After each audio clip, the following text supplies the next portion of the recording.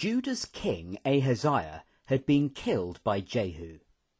He had no son old enough to take his place, so his wicked mother, Athaliah, took the throne. She didn't want anyone else to take her place, so she killed all the males in the royal family, apart from Ahaziah's little boy Joash. He was hidden for 6 years by his aunt Jehosheba in the temple. Jehosheba's husband, Jehoiada, was a priest. He spoke to some captains and showed them little Joash and made secret arrangements with them. He gave the captains spears and shields, and their men surrounded the temple. Then Jehoiada brought out little Joash, put a crown on his head, and everyone cried, "Long live the king!"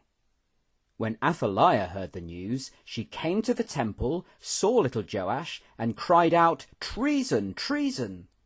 Then the captains took her out of the temple and put her to death. Everyone agreed that they would follow the Lord now, and that Joash would be king. He was led to the palace and sat down on the throne. He was only 7 years old. For as long as Jehoiada was priest, King Joash did what was right in God's sight. He repaired the temple in Jerusalem, and burnt offerings were made there regularly. But Jehoiada the priest grew old and died, and then King Joash turned away from serving the Lord and served idols. God's Spirit came upon Jehoiada's son, Zechariah. He said to the people, "Why are you breaking God's commandments? Because you've forsaken him, he will forsake you." But Joash gave a command for Zechariah to be killed with stones. At the end of the year, the Syrians attacked Judah, and the Lord gave them success. King Joash was badly wounded, and as he was lying on his bed, his own servants killed him because of what he'd done to Zechariah. And his son Amaziah became king. Meanwhile, in the northern kingdom of Israel, Jehoahaz was king.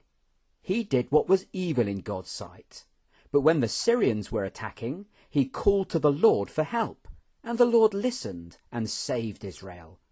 But the people still didn't walk in God's ways. Jehoash was the next king. He heard that God's prophet Elisha had become sick, so he went down to see him. Elisha told him to fire some arrows out of the window and then strike the ground with them, as a sign of the victory God would give him. Jehoash only struck the ground 3 times. "You should have struck 5 or 6 times," said Elisha. "Then you'd have beaten the Syrians completely. Now you'll only strike them down 3 times. Then Elisha died and was buried.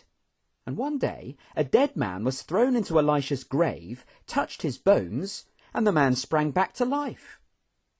God was gracious to Israel and didn't let the Syrians destroy them.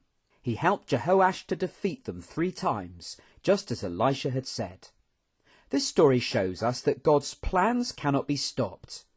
Athaliah tried to wipe out the royal family, but that would have meant God's promise to King David had failed, so he made sure little Joash was kept safe. And it shows us that starting well is not enough. Joash followed God to begin with, but then he turned away from him. We must follow the Lord all our days. And it shows us that God is wonderfully gracious. Even though the people of Israel were so disobedient, he still saved them from destruction. And he'll save us too, if we call on the name of his Son.